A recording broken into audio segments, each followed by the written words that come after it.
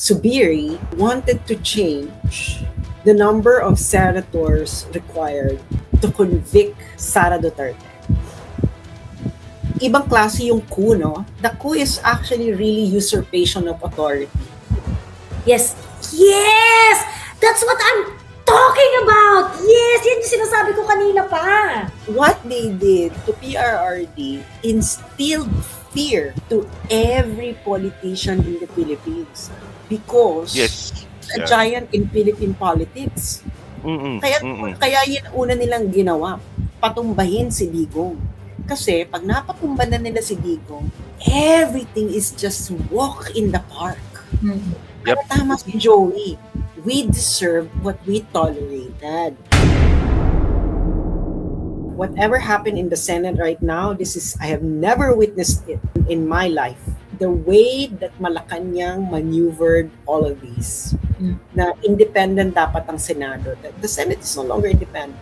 Well, talaga naman hindi siya independent kasi nga meron talagang chikahan from the executive yan parate. No? Pero ito talaga brazen use of power. Papakulong ka ng senador para makuha mo yung enough na boto dyan. You have to revert this in order to stop a blue ribbon committee hearing regarding flood control project. In other words, this is actually how the administration of Bongbong Marcos fathers look like. The only difference is naka-announce yung martial law ng panahon ng tatay ni Bongbong. So you have Congress and Senate being a rubber stamp, the rubber ducky of a president whose trust rating has already collapsed. The economy is bad. The business confidence has become negative. Ano to? Negative 35? Grabe yung binaba. Yung pinakita ng BSP. Negative confidence. There's no way that this could be saved anymore. Itong mga rules na to, they don't care anymore about them. So ngayon, wala na siya. It's effectively not rules, no? This is pure brazen political maneuvering in order to save the mastermind. Simple as that. We live in exciting times because we don't know how this will end up. They don't want the 18 Marines to testify in Blue Ribbon Committee about the maletas. Take note of that. Kaya yung sinasabi nila na si Martin ang mastermind, si Martin naman yung dinidiin dun sa maleta eh. Bakit ayaw nila? Ibig sabihin, sarsuela lang itong ginawa nila kunwari si Martin ang mastermind. Pinaglalaroan tayo. Correct. Of course, we are offended. But we have to know exactly the actions that they did. These are something that you all have to remember. And this is something that you have to know exactly so that you understand kung bakit itong gobyerno na to wala nang hiya. Of course, walang hiya na talagang gobyerno. Alam na natin yan. They don't respect rules. But I would just like to remind all of you that it is our responsibility to really understand paano ba tayo binaboy. Binaboy nila tayo because number one, they elected officers that they are not supposed to elect because they lack the number for them to effectively elect officers in the Senate. It is in their fucking Senate rules. Now you said you have quorum to do business. Oh, sige, pwede yan. Okay, pwede nating pagdebatehan yan some other time. But did you follow the correct parliamentary procedure at the time that you were doing all of these actions? Kasi, let us take note, your number is 12. You are not the majority. You haven't reached the majority number, which is 13. Well, at least as of today, ha. So, ibig sabihin, for organizational purposes, you are still minority because you haven't reached 13. Why was it that during that proceeding in the plenary a while ago, you were acting as if you are the majority? You are not the majority. So, is Tito Soto saying na part na siya ng majority? Kasi nag-acting majority floor leader siya eh. Is Mig Subiri part of the majority? Because the majority, up until this point that we are talking about it, the majority is the majority led by Alan Peter Cayetano. And kung matatandaan natin, noong May 12, I think, day before nung nagkaroon ng plenary session, they put it on record kung sino ang part ng minority at kung sino ang part ng majority. Why am I saying this? Because you cannot just usurp your role and assume the role of the majority. So, ngayon, ang tanong ko, bakit nung nag-start ang plenary, it is already Win Gatchalian acting as presiding officer. Kayo ba talaga ang pwede mag-presiding officer? Hindi ba dapat si Chis Escudero yan? Pagkatapos si Chis Escudero yung mag-open ng floor kung sino ba ang gusto ng mga present na maging presiding officer for the purpose of today's plenary. Why did you take over and acted as if you are the majority? And for me, that is a fatal flaw of what they have done today. Because basically, they acted as if there are two Senate of the Philippines. Hindi pwede yun. Okay? Hindi pwede yun. Now, I'm saying this because I want you all to understand kung paano nila binaboy yung ating sistema, yung ating institusyon. Third and lastly, of course, they changed the rules on the impeachment. Ito yung pinagdebatihan ng bonggang-bongga when Alan Peter Cayetano, when Senator Marcoleta proposed the change in Senate rules in which pinopose niya ng 11, pagkatapos ayaw niyong pag-usapan. And then it was brought up again, and then you invoke that kapag ka merong rules na ipopropose sa plenary, bago magbotohan, kailangan bigyan ng 1 day ang plenaryo kung mag-decide kung boboto ba sila doon sa amendment na yun o hindi. But today, you wanted to change the Senate rules specifically on the impeachment of Inday Sara, in which you proposed of the amendment and then later on voted to adopt the amendment. And this is exactly in contravention doon sa behavior nyo sa proposal na ginawa ni Rodante Marcoleta. And this is just so inconsistent and very glaring dito yung kaputaan na ginawa ng minority at yung stand nila when it comes to amending rules of the Senate. Brasuhan to. Dinraso nyo talaga bigla-bigla ngayon.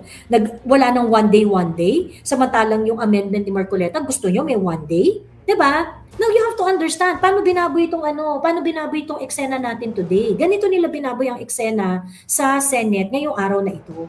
And for those reasons, for those infractions that they did today, the Senate plenary today should not be recognized and be declared void. Di kayo sumunod sa mga parliamentary rules mga putang ina nyo diba?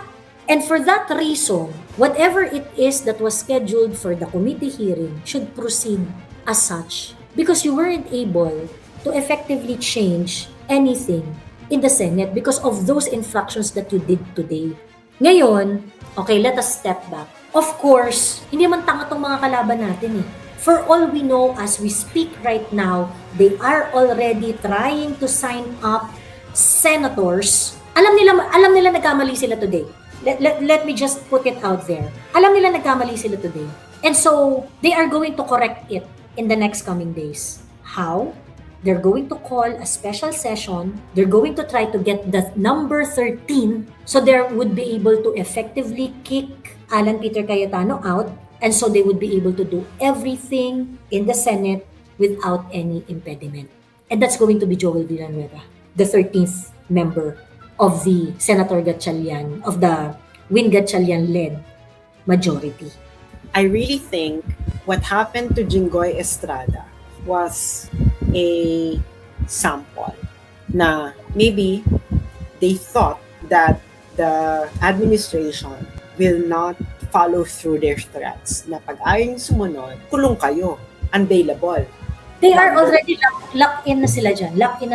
And it's going to be Joel Villanueva. There is a very strong, I receive an information from a very reliable source that Joel Villanueva is going to join the Win Gatchalian group so that they would be ultimately declared to be the majority. Ginamit si Jinggoy na panakot. Ayaw mo ha. So inuna nila si Jinggoy. So nakita na nila na masusunod sila kay Jinggoy kung ayaw nila sumunod. Sino ba yung may mga kaso?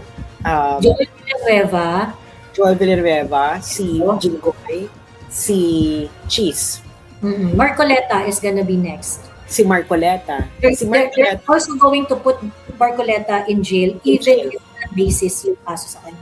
Kaya nga sinasabi ko sa inyo, pati judiciary kasali dyan, tangkina. Pati judiciary kasama na dyan. They are giving nudge. They are adding to the armaments of this administration. Kaya nga sinasabi ko nga, di ba, the system has already collapsed. Ano na to, we are now in the point of no return. At nakakaloka, no, yung Subiri wanted to change the number of senators required to convict Sara Duterte. Yun yung plano kasi nila eh. Gusto nila, pero yun kasi, hindi po pwede be. Kasi sa Constitution yun eh. Pero the mere fact. Correct. Yun pa yung isang sobrang brazen disregard of of the law, no? Na parang, tangina. Kaso nga lang, what do you expect with this kind of people?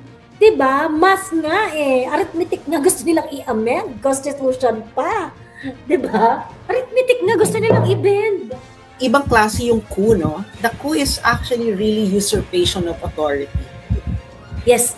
Yes! That's what I'm talking about! Yes! Yan yung sinasabi ko kanina pa.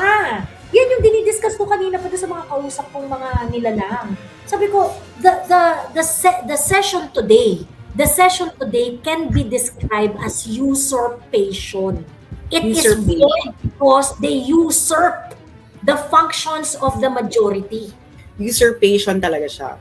Ibang klase. And it was actually enabled. May Malacanang, sinelebrate pa nga ni Claire Castro eh. Ito po ay naaayon sa rule of law. Ay, putang ina mo. What they did to PRRD instilled fear to every politician in the Philippines. Because, papalag ka? Nakita mo yung ginawa namin kay Digong? Correct. Ano kasi? Correct. Do you really think that the Malacanang don't look at Digong like someone na talagang nasa pedestal yan eh in terms of yung capabilities niya. He's a giant in Philippine politics.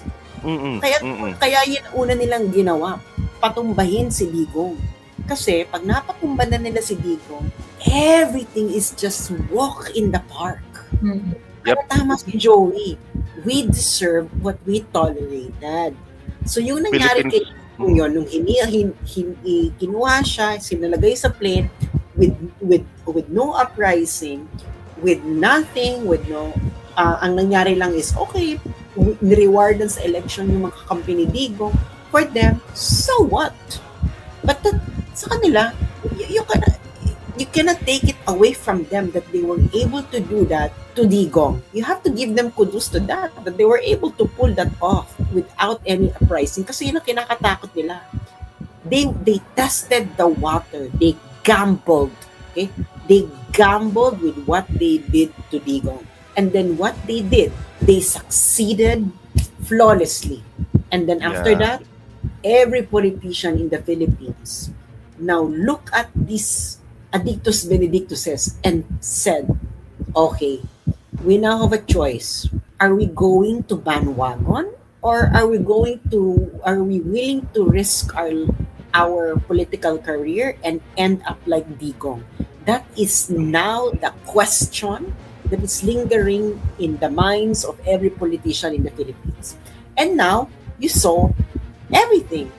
Yung mga, akala mo may mga prinsipyo sa buhay, ang nakita nila, mag-ano na lang ako, makimaleta na lang ako kaysa mag-end up ako katulad kay Digong. Yan na ang mga nasa isip ng mga yan. Wala namang ang mga tao naman hindi naman nila ako pagtatanggol. So they might as well just join in everything. But the silver lining here is this. We don't know what's bubbling underneath. I'm pretty sure that there are forces in the Philippines who are disgusted by what's going on right now. Yeah. And then they might just be looking for the proper timing in order to do something. Kasi ako, I maybe call it fate, no? Kasi that's the only thing that I'm holding on to. Maybe call it fate. But if that's not bubbling, then we're in for a very dark road ahead kung sakasakali man. Pag ganun.